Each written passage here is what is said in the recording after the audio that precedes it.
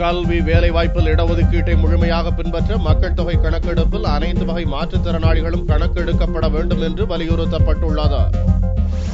ஒவ்வொரு 10 ஆண்டுக்கு ஒருமுறை மக்கள் தொகை கணக்கெடுப்பு நடத்தப்படுகிறது. வரும் பிப்ரவரி, மார்ச் மாதங்களில் புதிய மக்கள் தொகை கணக்கெடுப்பு நடத்தப்பட இருக்கிறது. அந்த மக்கள் தொகை கணக்கெடுப்பின் போது அனைத்து வகையான மாற்றுத்திறனாளிகள் குறித்தான கணக்கெடுப்பு சரியான முறையில் நடத்த வேண்டும் என்று வலியுறுத்தப்பட்டுள்ளது. வீடுகளில் முடக்கி வைக்கப்பட்டுள்ள மாற்றுத்திறனாளிகளை வெளியில் கொண்டுவர மக்கள் மத்தியில் விழிப்புணர்வை ஏற்படுத்த வேண்டும் என்று தமிழ்நாடு மாற்றுத்திறனாளிகளின் கூட்டமைப்பு தலைவர் சிதம்பரநாதன் கூறினார்.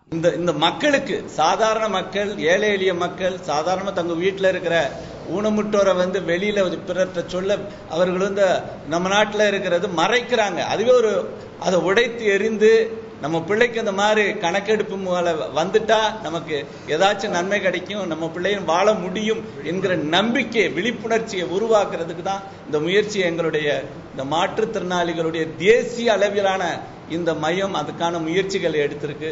அரசு இடஒதுக்கீட்டின்படி 3% இடங்கள் மாற்றுத்திறனாளிகளுக்கு ஒதுக்கப்பட வேண்டும். ஆனால் தற்போது 0.42% இடங்களில் மட்டுமே மாற்றுத்திறனாளிகள் அரசு வேலையில் இருப்பதாக சிதம்பரநாதன் தெரிவித்தார்.